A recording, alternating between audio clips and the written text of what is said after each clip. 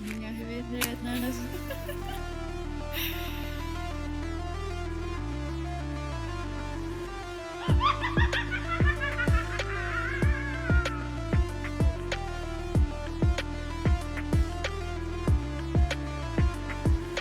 Zuzana Terezie vyhání ďábly. Čauky, Ahoj, moje jméno je Terezia. já jsem Zuzana a vy posloucháte podcast Vyhonit ďábla o intimitě, tělesnosti, láske, vzťahoch. filmech a o tom, co nás zrovna baví a zajímá. A ještě než se dostaneme k dnešnímu mega zajímavému a důležitému tématu, tak bychom vás chtěli pozvat na 2 živá vystoupení, které budou v dubnu, ke konci dubna. A to druhý z nich, kterým začínám takticky, tak je v Brně a bude to 28. dubna v Coffee Trail Garden a budeme se tam bavit o tom, jak se vyvíjela naše sexualita, jak to je spojený s vlhkostí a řekneme různé věci, které jsme v podcastu ještě neřekli. Bude to fun? A vlhké. 26.4. se na nás ale můžete těšit v Prahe a tam budeme mať extrémně mysterious, super dobrý event, který se bude týkať čarodějnictva. He humble jako. Jo. Super extrémně dobrý, nejlepší. Protože se na něho mega těším, protože je to podle mě super téma. Budeme mať hostvo určitě a budeme mať rituál, protože take back čarodějnictví. Jo, reclaiming prostě, bereme si to zpátky a vytváříme nové tradice a vymezujeme se proti těm aktuálním, který se nám úplně nelíbí. Protože pálit čarodějnice se nevypláca. Takže pojďte si koupit lístky, buď do Brna nebo do Prahy, podle toho, kde sídlíte nebo kde zrovna jste. A my už se dostáváme k naší dnešní hostce a je to novinářka a moderátorka Lucka Ptáčková. Ahoj. Ahoj. Čauky. A my jsme na Lucku přišli skrz to, že napsala knihu Loterie IVF, takže se budeme bavit o IVF, in vitro fertilizace. A to si povíme víc, a.k.a. umělé oplodnění. A narazili jsme na tvoji knížku, jak už jsme ti řekli, v knihkupectví v Táboře a byli jsme jako konečně musíme zpracovat epizodu, protože už jsme ve věku, kdy lidi kolem nás začínají řešit IVF, kdy lidi kolem nás začínají zamrazovat vajíčka a pohybujeme se už v tématech ohledně reprodukčních klinik a podobně. A tak jsme moc rádi, že jsi za náma dorazila, že jsi udělala čas. A zároveň se chceme zeptat, jestli tě ještě baví o IVF mluvit.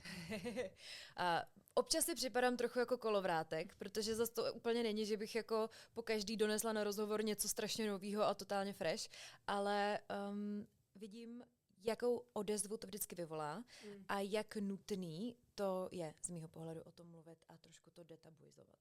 Takže ano, baví mě to. Yes. No a ďalšia vec, ktorú detabuizujeme ešte my v tomto podcaste u každého hostia hostí, tak ako si nazývala, respektíve nazývali tvoji rodičia genitálie, keď ste boli maličky? Měla jsem bráchu, takže jsme to samozřejmě měli jako rozdělené.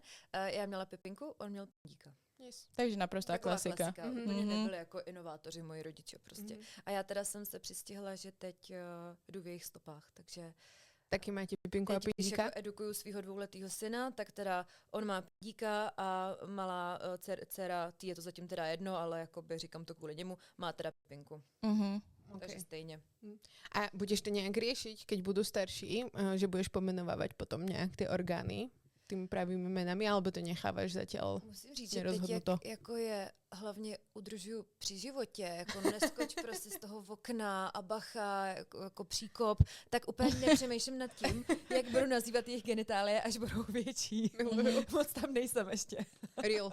Dobře. Jo, Možná se nad tím pak pochopitelný. zamyslím. Možná třeba dneska večer, až si uspím, tak se nad tím zamyslím, ale Jo, nebyl čas. dej si čas. odpočiň, Děkuju. jakoby. Dej si čas, pohodě, můžeme to vyřešit později.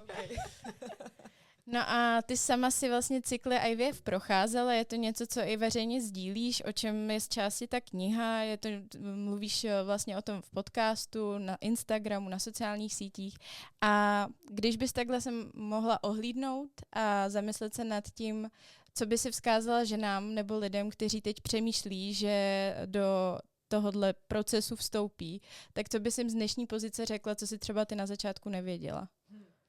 To hodně shrnuju v té knížce. ta vlastně vznikla, když mě Albatros oslovil, tak jsem přemýšlela, jakou formu by to vlastně mělo mít a říkala jsem si, tak já tam narvu všechny ty věci, které si přeju, abych věděla na začátku, ke kterým jsem si vlastně docházela až postupně. A tím, že jsem novinářka, tak jsem se do toho fakt jako ponořila, udělala jsem si z toho svůj osobní projekt. Mám pocit, že jsem přečetla všechny studie, které se týkaly teda zrovna třeba toho našeho problému, ale jako plodnosti obecně. A chtěla jsem vlastně vytvořit takovou věc, kterou člověk otevře a když ji zavře, tak si řekne, OK, tak aspoň trochu chápu, na co mám právo, na co se můžu ptát, jak moc je to vlastně navázaný na ten biznis, i když je to naprosto úžasná jako lékařská disciplína. Já to strašně obdivuju, tak pořád za to člověk platí. Je to hrazený teda z části pojišťovnou, ale jako ty částky, co se tam točí, jsou obrovský.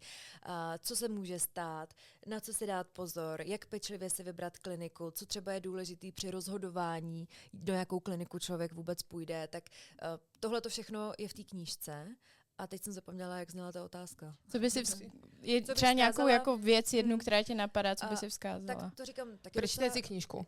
Přečtěte si knížku, to je trošku, teda jasně, to není úplně ideální, takhle, ale jako fakt to tam všechno je. Fakt to tam všechno je. A nezapomínejte na to, že jste jako nejenom pacient, ale že jste prostě jako člověk, který se může na všechno ptát, může si všechno sám zjišťovat a může ty doktory klidně i trochu challengeovat, protože to jsem potom zjistila při té mojí cestě, že u nás třeba bylo klíčový. Když bych měla být trochu konkrétnější, tak nám třeba na té první klinice celou dobu říkali, my řešili andrologický faktor, což tedy znamená mužský faktor, takže můj manžel, mám povolení to říkat, neměl spermie, nebo měl, ale jako ve velmi malém počtu. A oni nám celou dobu říkali, to je jedno, my tam pod tím mikroskopem něco vybereme. A vlastně jsme dosáhli toho úspěchu, i potom teda jako klidně jsme vlastně i přirozeně otěhotněli po tom, co jsme na vlastní pěst vyhledali androloga, což je vlastně doktor, který se zabývá mužským ústrojím. Řeší neplodnost, ale třeba i poruchy C a takovéhle různé věci. Takže až jako ve chvíli, kdy sami jsme si řekli, tyjo, tohle nefunguje po nějakých těch neúspěšných pokusech, musíme se na to podívat teda asi trochu jinak, tak jsme zjistili, že teda třeba pro nás naprosto zásadní bylo tu neplodnost nejprve vyléčit a až potom ten celý proces podstoupit znovu. A takže buďte sami sobě advokáty, asi říkám. Jo, takže vlastně ten tvůj partner podstupil liečbu najprv? Ne, Vlastně, my jsme přišli my jsme vlastně si řekli, že bychom chtěli dítě.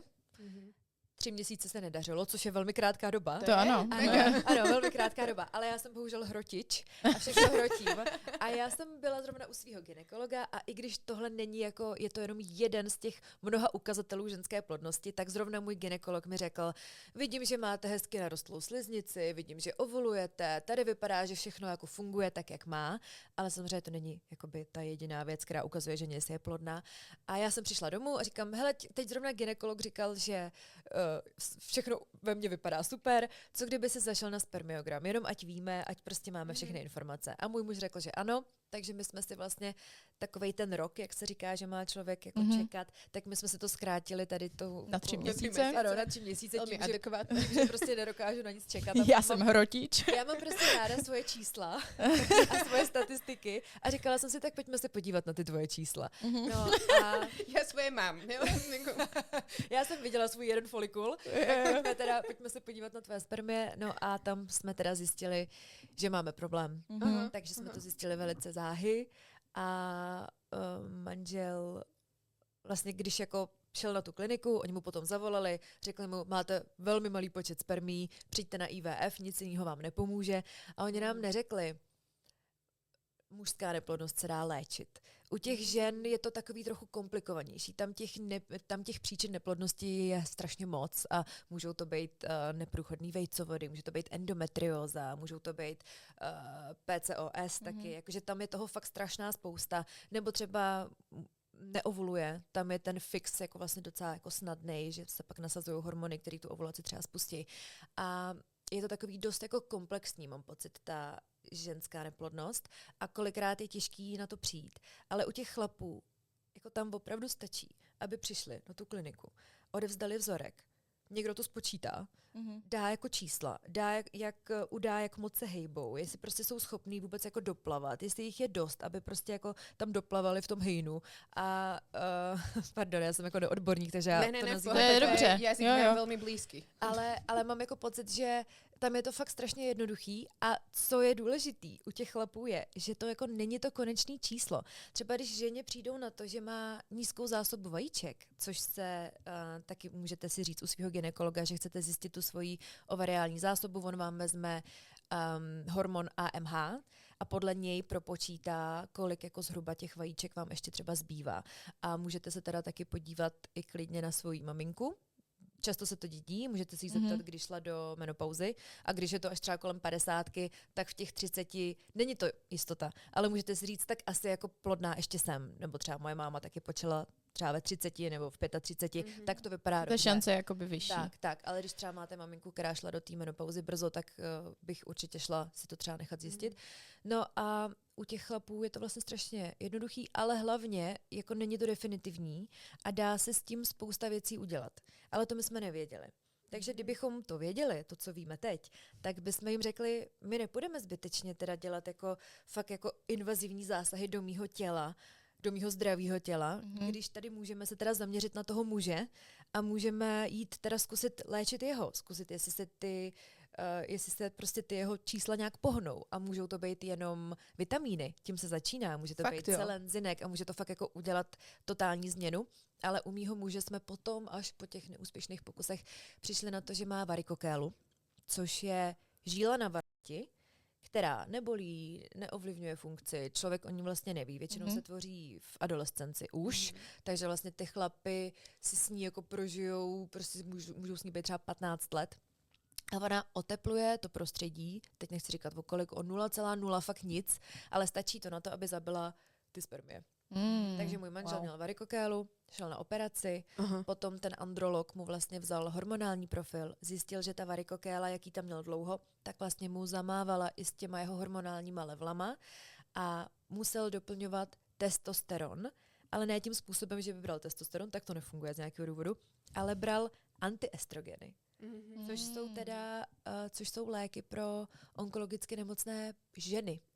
Takže on vždycky přišel do té lékárny, ukázal jako ten recept, paní si ho tak zkoumavě prohlížela a prej říkal, že to vždycky byl problém a vždycky se ho vyptávala, na co to potřebuje, proč bere antiestrogeny, jestli opravdu si to nesplet ten doktor a musel vždycky vysvětlovat, ne, já jsem jako neplodnej, teď to řeším, prostě mám nízkou hodnotu testosteronu, potřebuju teda brát antiestrogeny, aby prostě se snížilo tohle, aby se mohlo zvýšit jako teda ten testosteron a vždycky to tam tak jako obšírně musel vysvětlovat, ono se to moc jako neví. To je zajímavý, že to takhle Úplně. jako... Ale vlastně tou léčbou se dostal jako z neplodného muže na plodného. Těch čísel. A pak jsme vlastně počali i přirozeně.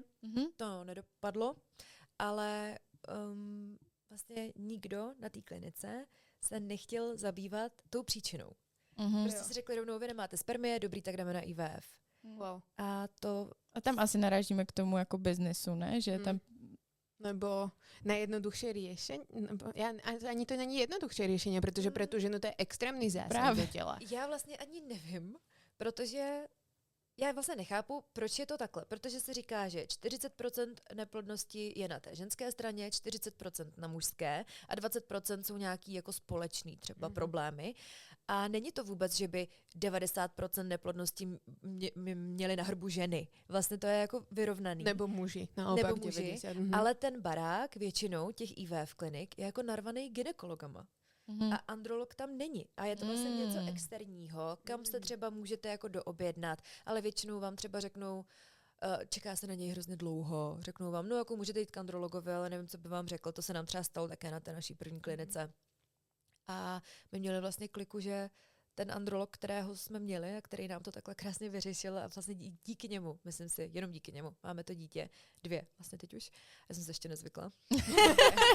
Už jsou 2. Jedno, 2 teda, pardon. Pardon, omlouvám se tomu mladšímu. Až to uslyší. Já vím, ale to je Sranda. zase jiný téma, ale jakmile máte 2 malí, tak fakt jakoby vůbec jako to nestíháte. Takže si občas vzpomenu, že jsou vlastně 2. A problém je pořád ten starší, že jo, ne to miminko, který jenom leží. No, takže Takže teď jsem úplně odběhla od tématu, já jsem hrozně roztříštěná tím mateřstvím. Že ten androlog Že vám tam velmi nejsou. pomohl, že Ano, to takže zachránil. vlastně No. na té klinice bylo hrozně zajímavé, že pořád koukali do mě. Mhm. A říkali, vy ovulujete, super. A já vím, to jsme už jako 100krát probrali, jako aha. A můj manžel seděl na té židli a já tam ty nohy do praku a furt tam někdo zkoumal mě a říkal, sleznice je krásná. A já, aha, to jsme si už taky 100krát řekli. Ten problém sedí tamhle na židli. Ale jako nikdo ho nechtěl řešit, je to fakt hrozný. Ale na té klinice se věnovali stále jenom mě a prostě jsme si museli jako dojít sami teda najít androloga, no. No a ty si někde v rozhovore spomínala, že vlastně ťa to trochu štvalo. At some point, že vlastne ty si tá, ktorá musí podstupovať túto hormonálnu liečbu, cykly a všetko tohleto. Tak jak si sa s tým jako vysporiadala? Já se za to zpětně vlastně trošku stydím, že bych hrozně vám chtěla říct, byla jsem perfektní podporující partnerka, všechno jsem to zvládla, byli jsme jeden tým, ale opravdu na začátku jsem cítila hrozný vztek, že proč bych do svého zdravého těla, ovulujícího s perfektní sliznicí, jak jsem se dozvěděla několikrát. Shout out tu sliznice. Jo, ta pro mě udělala hodně v tuhle chvíli. Jsem jí vděčná. Proč bych já měla do sebe píchat ty hormony? Proč bych já měla být ta, co prostě půjde do anestezie celkový a pak se probudí s rozpíchanou dělohou, protože ty vajíčka vyndávají jako takovou dlouhou jehlou, že vlastně skrz tu dělohu vám to jako, já jsem vždycky říkala, vysávají vejce, oni je nevysávají, ale tak jsem si to nějak jako představovala. A proč bych tohle všechno měla dělat já, když ten problém je jinde? Ale to prostě není, že by můj manžel jako byl vysmátý a měl diskotéku. Samozřejmě, že trpěl a sám, jakmile to šlo, nebo jakmile jsme se dozvěděli, že existuje možnost tu varikokélu odoperovat, tak okamžitě šel na operaci, což taky nechat si řezat jako dovolat je taky teda velmi bolestivá záležitost. A podstupoval všechny věci, které jako měl, ale stejně jsem se jako zlobila iracionálně, že ta hlavní bolest je prostě na mě. Jo, to je ale hezky, že o tom rozprávaš, pretože podľa mňa to zažíva veľa párov, ktoré proste možno sú v takej istej situácii nejakú neférovosť, pretože ľudia sú takí, keď zažívajú nejakú neférovosť, že damn, tak sa proste trošku naštveš, ale potom to... člověk polituje a prostě jako... A potom ideš ano. ďalej. Takže jakoby... Jo, a jako No, tak žijeme v nespravedlivém světě, že jo, takže ono je to potom se to tak všechno dohromady jakoby motá. A pak teprve člověk začne těhotnět a rodit a být matka a pak si uvědomí, jak je svět nespravedlivý. Tohle byl jako čajíček vlastně.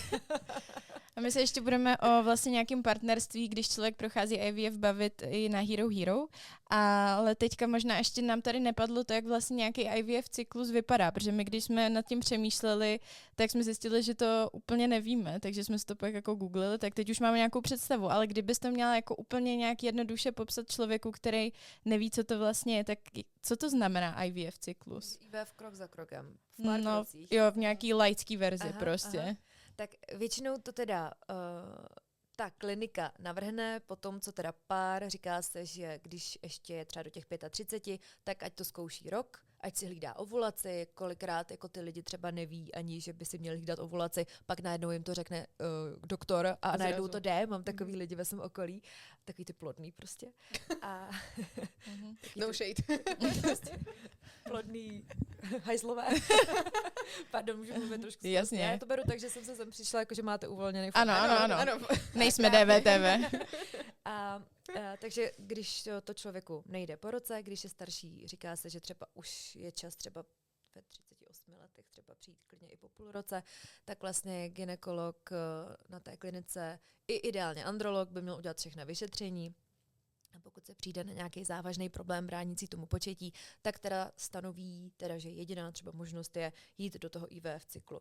To znamená, že se vyberou vhodné hormony pro tu ženu, protože vlastně jako tou podstatou toho IVF, kromě toho, že se to teda děje mimo to tělo, tak je to, že místo, aby v tom jednom folikulu dozrálo to jedno vejce, což se u zdravé ženy děje teda každý měsíc, tak těmi hormony, estrogeny se udá to, že vlastně jich jak uzraje od 5 do 30. Prostě kolik těch hormonů záleží, jak žena bude reagovat a tak.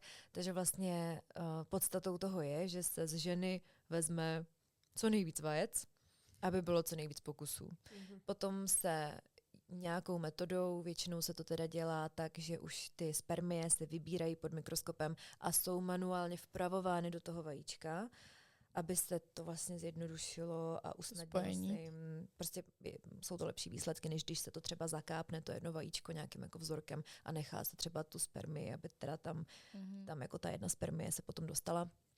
Tak vlastně se při té kultivaci v té misce Petriho se stane to, že když je to kompatibilní, tak se z toho během 5 dnů stane blastocysta. Vyvíjí se to prostě 2 buňky, 4, fakt to takhle funguje, a pak se to najednou začne jako kompaktovat a vytvoří se z toho fakt už jako ta blastocysta 5denní, která se buď vkládá, anebo se mrazí. A potom teda se čeká, když se vloží, tak se vkládá tedy do té jako připravené sliznice, která by vlastně měla být, ono to v tom přirozeném cyklu se to snaží fakt jako následovat ten jako cyklus. Takže to, co by se dělo v tom vejcovodu během těch 5 dnů, že prostě se teda dojde k oplodnění vajíčka a pak ty buňky, co se postupně jako mění v tu blastocystu, tak vlastně jako putujou potom do té dělohy tím vejcovodem a tam se do sliznice zavrtají a potom teda se z toho stává jako pomalu to embryo, tak tohleto se vlastně děje těch 5 dní v misce, nejde to tím vejcovodem a potom se to vkládá do dělohy na tu sliznici. To nebolí, není to vůbec bolestivý ten proces. A co na tom je za mě nejbolestivější, ale taky se to dá zvládnout, je potom asi, když se člověk probere po té punkci těch vajíček, tak vlastně se to jako cítí to. Je to jako menstruace vlastně, takový křeče, ale vždycky během jednoho dne už to bylo pak v pohodě. No a takže se embryo vkládá, nebo mrazí, pokud se vloží, tak by člověk měl čekat 14 dní, než bude testovat, jestli se to embryo nejen zavrtalo, ale jestli tam vydrželo, jestli nezaniklo, jestli prostě jako to nějak pokračuje, to těhotenství, anebo se to embryo vůbec neuchytí a po těch 14 dnech buď člověk má teda pozitivní test, což už vím, že taky není úplně jako budu mít dítě, anebo teda nemá pozitivní test a potom, pokud se mu třeba vykultivovalo více embryí, která se zamrazila, tak může plánovat další kroky a může plánovat, kdy třeba dojde k transferu toho dalšího embrya. A to všechno je velmi finančně náročné, i ten samotný transfer, pak je to mražení, vlastně Všechny kroky platíš vlastně kroky, samostatně, alebo jako to funguje? No, pojišťovna hradí toho spoustu. Fakt jako žijeme ve státě, kde to fakt moc hezky funguje a do 40 Do 40, let no. té pacientky. Zajímavý je, že to A u heterosexuálních lidí jenom. U heterosexuálních lidí. Což je jako funky, zajímavý. Keď sme sa dočítali, že jako Áno. vlastne queer páry, respektíve lesbické páry, keď do toho idú, tak jako musia predstierať, že vlastne je tam jakoby Je tam ještě ten partner, manžel. pokud nebo partner, jakoby. musí mít kamaráda, který do toho Je s nima ochotný. jde, ale jakmile pak třeba vybírají dárce, je to samozřejmě jako pro mě jako pro ženu z heterosexuálního páru to všechno bylo vlastně mnohem jednodušší a velmi mi teda pomohlo i stát, protože prostě pojišťovna za mě platila ty hormony, platila za mě spoustu těch úkonů, ale potom vlastně člověk sám dostane ceník, co se jako samoplátce třeba může připlácet. A je to jako 5 000, 6 000. A zvyšuje to ty jako šance, ne? K tomu, abys dosáhla toho, co ty lidi opravdu chtějí, když do toho jdou. Tak, jako jakmile chcete dítě, tak už jako fakt potom nekoukáte na to, co to bude stát. Prostě ho strašně chcete. A jestli vám něco, tu vaší zoufalou situaci, jako zvýší vám to tu naději o 0,5%, tak vy do toho jdete. Takže jsme si připláceli lepší selekci spermií, cink 5 000, připláceli jsme si lepší inkubátor, cink třeba 6 a vlastně jako si tam pořád připlácíte nějaké věci. Další položky. A vystoupá to, no, ale No jasně, zvyšuje to šancu prostě na to těhotenstvo. vlastní dítě je prostě jako nevyčíslitelný ve finále, no, takže ty páry nad tím fakt přemýšlejí úplně jinak a jako cokoliv, co mi zvýší šanci, tak prosím dejte mi to. No jasně, no. Tak s tím je počítáno, že jo, jakože já jsem na to koukala na všechny ty možné věci, co si tam člověk může připlácet, že fakt je tam toho obrovský sloupek dlouhej, co všechno, o kolik procent to jako průměrně zvyšuje šanci. A nutno taky říct, že spoustu těch klinik v České republice i po Evropě je vlastněný Andrejem Babišem. To je takový fun fact, že jako Takový fact, než fakt. Že jakoby vie, kde má investovat. jo, jako. Tam jsme zrovna nebyli. My jsme potom teda zaznamenali úspěch na klinice v Brně. Můžu říct i, jak se jmenuje ta klinika? Mě pak spoustu lidí vždycky píše, ať řeknu to jméno, tak jestli to nevadí, tak řeknu jméno. Jo. Sanatorium Helios v Brně, tam jsme teda nakonec byli. A co mě překvapilo bylo, že na té předchozí klinice v Praze jsme si vždycky připláceli embryoglue, což už jako Jsem z viděla názvu tenhle název. vyplývá. Je to něco, co by mohlo pomoct tomu embryu zůstat přichyceno Přichytit. na té sliznici. A když jsme teda vybírali z toho ceníku v Brně, tak já říkám, no a co embryoglue? A pan doktor říká, to byla jeho klinika, a on říká, no já vám embryoglue nedám, protože teď už jsou jako průzkumy, které ukazují, že to nemá absolutně žádný efekt, takže já už ho nenabízím. A to mi přišlo strašně solidní a hrozně mě to jako uklidnilo, měla jsem pocit, že jsem na správném místě, že mě tam neberou jenom jako kasičku, ale že koukají i na tyhle ty věci. Ale spousta klinik, když se podíváte na ceníky spousty klinik, tak spousta z nich to embryoglue stále nabízí, Ano. i když už prostě je průzkumy vyvráceno, že by mělo jakýkoliv efekt. Taková zajímavost. Jo, a to je vlastně hrozně i velký tlak na to klientstvo, že jo? Protože ty sice můžeš se o to zajímat, můžeš si načítat věci, ale nemůže každý jeden člověk si opravdu dočíst až do takových jako mezer, že bude vědět, že embryoglue podle nejnovějších studií jako není funkční, že to je prostě ta zodpovědnost na těch lidech takhle velká být by neměla, ale zároveň jako je, no. Protože zároveň vy podstupujete všechny tyhle úkony a řešíte svoji neplodnost, ale zároveň pořád chodíte do práce a No jasně. jako žijete svůj život a to opravdu jako kde má člověk brát čas. My jsme opravdu občas měli s partnerem pocit, že jsme to měli nejdřív vystudovat.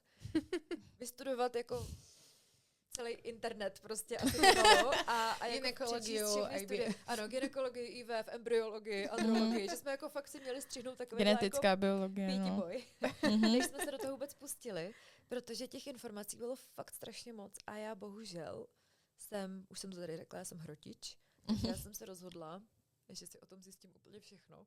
A pak jsem se dostávala do takového toho bodu, kdy určitě to znáte, že ležíte v posteli, máte takhle nad sebou ten telefon a ten telefon vám spadne Na hlavu. na tu hlavu. A to vždycky jsem si říkala, už bych asi měla jít spát. A bylo to Spadne hrozný. na hlavu. Nebylo to hrozný, jako fakt mi telefon padal takhle pravidelně v noci na hlavu a já jsem jako se snažila na všechno přijít. A bylo to fakt už jako, pak už to ve mně zbudilo úzkosti a už to ve mně zbudilo takový jako i vlastně, už jsem byla na takový jako hraně deprese a to byl ten moment, kdy jsem začala brát antidepresiva, což mi velmi pomohlo v tom celém procesu, ale člověk jako, co je třeba trošku normálnější než já, tak prostě nestráví jako noci tím, že mu padá telefon na hlavu, protože potřebuje všechno přečíst. Ale zároveň jsem tam kolikrát přišla na takové věci, že jsem třeba zjistila, že byla studie, která vlastně ukázala, že první vzorek ejakulátu byl vždycky horší než ten, který se odehrál po hodině. Takže jsem nastoupila na tu svoji kliniku a říkám jim, odteď Druhej. budeme dělat 2 vzorky a vždycky přijdem za hodinu. A teď ta paní, já si pamatuju tu paní z recepce, vždycky jsem jako přišla, jí se tak jako rozšířily zorničky, jako co zas prostě ptáčková bude chtít. A vlastně mi vždycky jako vyšli ve všem vstříc, to musím říct, že jako viděli na mě, že asi přesto nejede vlak přes moje průzkumy, no ale co chci hlavně říct je, že ten druhý vzorek byl opravdu lepší. A to byl třeba jako první vzorek, který byl tak kvalitní, že jsme ho mohli zamrazit. Takže potom v mý hlavě se stalo to, že jsem jako měla pocit, bohužel, že já a můj internet to víme líp. I live in this. Jakože já a lékařstvo zase v jiný věci, to je přesně ono. Tohle, když se ti jednou stane, tak už to máš v hlavě navždycky. Ano. Že já jsem jednou měla tu pravdu nad doktorstvem, takže já teď už všechno jakoby budu přinášet jenom. A na všechno, co si všimnu na svém těle, tak to bude pravda, protože já už... A nedoporučuji se do tohoto stavu dostat. Ano, není to dobrý. Ne. Ani pro jednu stranu. Ne. Ale bohužel jsem se tam dostala. A pak už jsem věděla, že na této klinice nemůžeme pokračovat. Takže jsem tam musela z více důvodů. Ale toto byl jeden z nich, že už jsem jako měla pocit, že bych já tam měla pořádat semináře. Ty už tam s tím PDFkem. Dobrý den, dneska jsem... Člověk z klíči, co to každý ráno otevře. O 11. máme prezentáciu, to děkuju. Ano, právě. Takže jakmile jsem se dostala do tohohle stavu, tak jsem věděla, že už bych měla jít dál k jinému doktoru. Ale to je jakoby velmi racionálne od teba v tejto chvíli. To hodně cením. Občas že jsem si byla takto schopná zvládla iracionálních prostě. úvah, ano. Že vlastně ty pravíš, že prostě veľa normálnych ľudí, že im nepadá akoby mobil na hlavu. Ja si to neviem predstaviť, že v tomto všetkom si zachováš nejakú normálnosť. Respektíve, akože to musí byť tak náročný proces. Emocionálně, fyzicky. A i vyloženě hormonálně, že jo? No. Tak ty jako tím, že do sebe vpravuješ hormony, tak ti to jako může rozhazovat. Jaký jsi tam měla ještě jiný jako psychický třeba dopady, který to IVF ty cykly měly? Mám pocit, že to ve mně úplně tohle je jako úplně jiný můj psychický stav, za který podle mě nemohly ty hormony z IVF, jako to, že mám sklony k úzkostem a k nějakému jako obsedantně kompulzivnímu chování, to mám jako diagnostikovaný a nesouvisí to s tím, ale může to udělat jako celou škálu pocitů, jako můžou být prostě lidi fakt jako v depresi, můžou prostě být plačtiví, můžou mít pocit, že to prostě nikdy nezvládnou, což jsem v jednu chvíli taky teda já měla po těch třeba neúspěšných pokusech a pak taky to může dělat spoustu fyzických proměn v tom těle, takže člověk je buď jako začne nabírat, nebo naopak hubne. Já jsem třeba hubla a pak jako ty lidi, co vám říkají, jsi moc hubená, měla by ses najíst a já, neříkej. Shut the fuck up. Neříkej. A nemohla jsem prostě říct, jo, to je, protože jsem 2krát potratila a taky jsem už prostě za sebou mám 4 kola IVF, proto jsem tak hubená, protože to na mě má tenhle efekt. A lidem třeba padají vlasy z toho, jako jsou fakt, jako sledovala jsem jeden profil a tam fakt jako ta chudinka paní, že stačilo by to, čím si procházela, ale ona ještě jí fakt jako padaly prostě trsy vlasů. Takže to může mít jako spoustu projevů a jsou velmi individuální, no. Já třeba hubla. Ty jsi hubla. No a inak je v pohode u niekoho, kto prechádza IVF sa pýtať na ten proces, alebo ako to si to ty cítila? Já jsem o tom ze začátku nemluvila, protože jsme to ještě ani neměli pořádně vykomunikovaný doma. Byla to taky nějaká cesta, kterou jsme si jako partneři museli ujít. Museli jsme začít i takovýma těma základama, jako co vlastně znamená být muž. To přece neznamená, že máš spoustu spermí a mohl bys je rozdávat. Jako být muž se projevuje úplně jako v jiných oblastech tvýho života, to, jak se chováš jako k ostatním lidem, jaký jsi partner, teď už jaký jsi táta. A já s oblibou říkám, že znám spoustu mužů, kteří mají spoustu dětí, ale nenazvala bych je muži.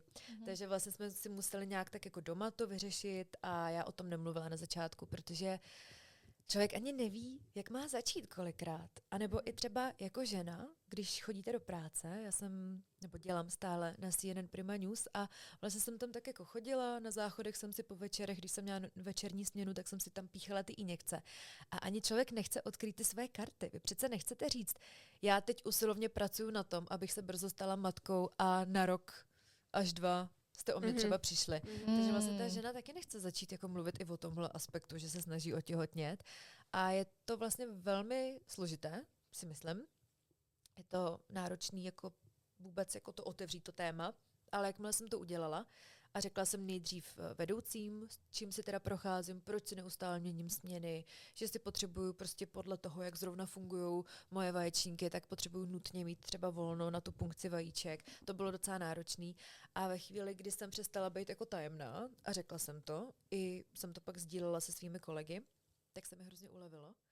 A jako, já jsem ani nevím, co jsem si myslela, že se stane, že všichni řeknou, ježišmarec, jsi neplodná, fuj, teď s tebou nechci mít nic společného. Já nevím, co jsem si představovala upřímně, ale člověk má nějaký jako v sobě prostě nějaký jako blok, že o tom nechce úplně mluvit, nechce prostě odkrýt ty karty a jakmile jsem to udělala, tak se staly jenom jako samé pozitivní věci. Takže já doporučuji začít o tom mluvit.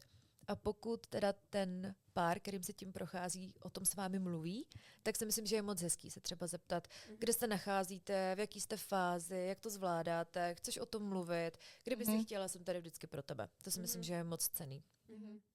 A měla jsi v nějaké fázi toho, kdy už jste třeba podstupovali ty cykly, pocit, že tam dochází ke tření mezi páry, kterým to třeba šlo rychle a přirozeně v uvozovkách, nebo jako tady ty nějaký to vyjednávání těch vztahů? A já jsem na začátku řekla plodní hajzlové, No. myslím, že myslím jenom na cásce. Jo. Dáme to do titulku jenom. Si z toho děláme i s mými plodnými přáteli, si z toho děláme takovouhle jako legraci. Se mi líbí jakoby binarita, plodný, neplodný. Jo, no ale je In to group, tak, out group. třeba přišla kamarádka a říká, tak se nám to povedlo hned na poprvé a já děláš si srandu a jako je to vlastně strašně jako úplně sci-fi třeba pro nás, že někdo si řekne, chci mít dítě a najednou se ho udělá. Tak, ale já měla v tu dobu, kdy jsme se tím procházeli, jsem měla hroznou kliku, že moje kamarádky ještě netěhotněly. Takže jsem vlastně pořád mohla žít jako ten život s těma holkama, kdy kamkoliv jsem potřeba jít, tak jsme šli a v tomhle jsem měla hroznou výhodu. Ale vím od svých třeba kamarádek, který taky podstupovali IVF, že samozřejmě bylo těžký, když za nima přišla jako třeba blízká kamarádka a řekla jim, já jsem těhotná a pak jakoby chovat si třeba to jejich miminko a myslím si, že se tam mísej takový ty pocity a je to úplně v pohodě. Já ti to vlastně závidím, ale hrozně ti to přeju, jsem šťastná. Jsem hrozně šťastná, že jsi máma a že máš to miminko, po kterým si toužila, ale zároveň si přeju, aby se to dělo i mně. Takže tyhle ty dva pocity můžou si myslím koexistovat a není vůbec špatný cítit i ten druhej jako cítit nějakou lehkou závist, protože prostě je to strašně nefér v tu chvíli. No. Jo. Přijde, že tyhle dva pocity koexistují vlastně v různých situacích v našich životech, že máš jako takový to, že jako já ti to hrozně přeju a zároveň mě to hrozně bolí a že to je něco, o čem se moc nebavíme, je těžký přiznat i tu druhou stranu toho a často se lidi potom stahujou, že spíš jako odcházejí z těch vztahů, protože jak s tímhle vlastně, jak to navigovat, tak díky, že to říkáš, že to může být spolu. Zároveň, když se třeba nějaká kamarádka, která se snaží otěhotnět, na chvíli třeba stáhne z vašeho života, tak to neberte jako něco, co jste třeba zapříčinili vy, ale kolikrát možná fakt jako jediný řešení té situace je, že se člověk na chvíli stáhne a prostě se nekouká na to miminko. Ono tam jsou pak i třeba ty milníky, třeba u lidí, kteří třeba prošli ztrátou. Tak moje první těhotenství skončilo potratem asi v 8. týdnu, ale když člověk si hrozně přeje to miminko, tak už jako od toho 4., 5., 6., kdy to zjistí, jako je opravdu těhotnej. A hrozně si to přeje a hrozně už jako se najednou jako se vám zhmotní všechny ty vaše představy, jako najednou je to jako na dosah a vy máte pocit, že už se to teď děje, takže už je to dobrý, už jako budu mít to miminko, narodí se v březnu. A já si pamatuju, že kamarádce, nebo známý vlastně, viděla jsem to na Instagramu, se narodilo miminko v ten moment, kdy se mělo narodit mě. A bolelo mě to i přes ten blbý Instagram. Takže si nemůžu představit, že bych měla kamarádku, který by se narodilo miminko v březnu a já bych šla za ní do porodnice a říkala jsem si, tam jsem měla být teď já. Takže to se mi naštěstí nedělo a pokud se to někomu stane, tak si myslím, že je v pohodě si od toho třeba dát na chvíli pauzu, protože člověk musí prostě chránit sebe a já věřím na to, že je to všechno provázané, že prostě člověk s úplně jako rozbouranou psychikou nemůže jít do IVF a očekávat, že se to prostě povede jako nějak optimálně, třeba tak, jak by se to stalo, kdyby do toho procesu vstupoval jako nějak víc v pohodě. Yes. Pečovat o sebe. Super, děkujeme. Tak to byly krásné slova. Jo. A já bych se ale ještě chtěla zeptat, jestli se s tebou můžeme pobavit i o těch potratech. Můžeme. Že jak vlastně takový potrat u tebe vypadal, protože ty jsi měla víc potratů, ale jakoby není, když to řeknu blbě, tak není potrat jako potrat. Rozhodně, není potrat jako potrat, ale chtěla bych říct, že všechny ty potraty můžou klidně bolet stejně, ale samozřejmě je jako něco úplně jiného, je porodit miminko ve 20. týdnu. A tam potom jsem teda zjistila při psaní knihy, když mám rozhovor teda s Míšou, která porodila 2 mrtvá miminka, tak protože ta miminka nedosahovala nějaký určitý váhy, tak i když to byl malý člověk a ona ho porodila, tak to klasifikovali jako potrat a ne jako úmrtí jejího dítěte, což je fakt jako příšerný. Takže ano, není potrat jako potrat, ale můj potrat mě fakt bolel a vlastně mě jako, když se na to vzpomenu, tak mě to pořád bolí, protože jsem jakoby přišla o tu moji velkou naději, že už konečně to mám za sebou po těch 2 letech a překvapilo mě na tom, jak jako to bylo fyzicky náročný. Že jako myslela jsem si, že to bude jenom psychicky náročný, když se nad tím tak jako zamyslím, tak je to jako blbý prostě. Přijdete o miminko, na který jste se těšili, ale já jsem nemohla vyjít schody. Já to fakt nechápu. Mně fakt jako přišlo, jako kdyby ze mě fakt odcházel jako život. Zní to možná až jako pateticky, ale tak jsem si připadala. A je to hodně krve. A v té mojí fázi naštěstí to, co odešlo, bylo tak maličký, že ani nevím. kdy to Mhm. odešlo. Mhm. Ale mám kamarádku, která potratila snad jenom o 2 týdny později, než jsem byla já v tom těhotenství. A ta prostě viděla ve váčku malou jako věc, co připomínala člověka. Mhm. Takže prostě ono se o tom taky moc nemluví. Ale Nemluví, ty no. potraty můžou být i jako takhle velmi naturální, grafický Mhm. a zapíšou se vám opravdu jako do mozku už navždy asi. Mhm. No, I když jako Rozhodně. v jakýkoliv fázi se to může dít. Mhm. A vlastně to se mi stalo jednou.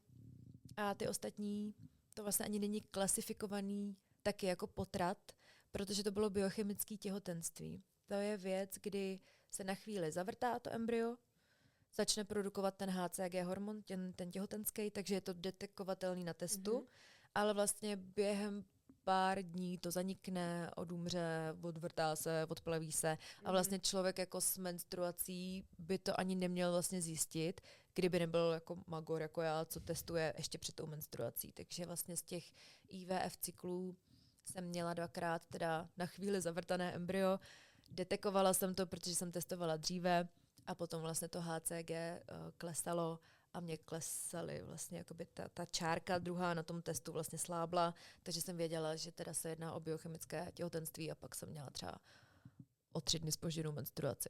Takže většina žen jako to vůbec nezaznamená. A když jsem měla v obou těhotenských knížkách vlastně napsaný nějaký potraty, tak tam byl jenom jako ten jeden. Mhm. Takže tohle ani ty doktoři nějak jako... Většina žen to prostě ani nezjistí. Mhm. Tak moc díky, že jsi o tom s náma byla ochotná mluvit. A jak říkáš, tak když jsme dělali přípravu na epizodu, tak jsme přemýšleli, jak tohle uchopit, protože je to vlastně dost citlivá téma, dost citlivý téma, já to říkám vždycky napůl slovensky. Ale je to zároveň vlastně něco, o čem se fakt jako nemluví, že se tak jako občas někde něco, že nějaký potrat, ale já jako žena, která má vizi nějakého možného těhotnění, tak jsem si uvědomila, že já vlastně nevím, jak probíhá jako potrat. Že mám jenom jako to, co jsem viděla ve filmu, jakože v nějakých vyloženě jenom filmových zpracováních, tak... No, to ještě teda chci dodat, že jak se o tom nemluví, tak je to zase škoda, protože takovýmhle nějakým potratem v tom prvním trimestru končí 30% těhotenství. A není to, nevím z kolika procent, ale jako není to opravdu většinou chyba toho těla, nebo prostě toho jako organismu, nebo té ženy. Většinou to prostě je špatný embryo a to tělo se s tím takhle krásně vlastně jako poradí, že se toho jako zbaví, když prostě tam je jeden chromozom špatně. To nesedne Tak prostě. to prostě jako odejde. A děje se to opravdu spoustě žen. A taky to, co mi hrozně pomohlo, bylo přijít do té práce. A pamatuju si, jak jsem byla v maskérně a byla jsem fakt úplně jako vyřízená, fakt jako hotová. A ta maskérka to vycítila a říkala, co se ti stalo? A já jí říkám, já jsem potratila. A ona, já taky. A najednou jsme jako zjistili, že se to opravdu děje. Pak přišla další, říkala, já než jsem měla svoje holky, tak jsem prostě porodila mrtvý miminko. A já, cože? A potom jsem jako to řekla vlastně i svýmu šéfovi.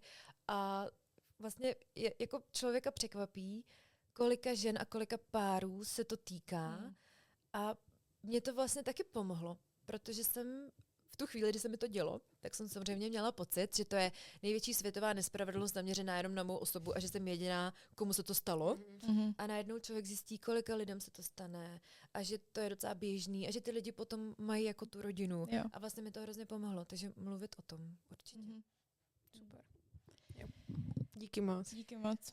Pardon. Ještě? No pardon, ještě Ne, jenom nepovídej. věc o potratech. Jenomže teda, jak říká, že nevíš, jak to probíhá, tak tohle je vlastně jako to je ten hezký potrat, kdy to tělo si uvědomí, že by mělo to odejít a ono to pak zcela všechno odejde. A potom jsou samozřejmě potraty, kdy ten plod zemře, ale to tělo si stále myslí, že jako je těhotný, takže to pak člověk zjistí na ultrazvuku, že tomu plodu nebije srdce, pak se berou třeba nějaký potratové pilulky, čeká se, jestli to odejde samo, když to samo neodejde, nebo prostě tam třeba něco zůstane, člověk musí jít na kiretáž, takže to je vlastně jako zákrok a to jsou mnohem jako složitější případy. Už. Už jsem to řekla. Díky O moc. potratech všechno. Děkujeme. Děkujeme, že ste nás počúvali a bolo to moc príjemné. A môžete s nami spoločne pokračovať ešte v rozhovore na herohero.co/vyhoniť diabla, kde sa budeme ešte baviť, ako to dopadá vlastne na partnerstvo. Taková IVF cesta a ako to dopadá na intimitu medzi partnermi. Takže pokračujte s námi na Hero Hero. Teďka se vyhoní ďábla, staňte se vyhoňstvem. A Lucko, moc díky za tvoji otevřenost i za to, že jsi napsala knihu a že jsi rozhodla svoji zkušenost dílet. Teď se máme loučit, protože... Jenom je to ano, veřejná jo, část. Já také děkuji.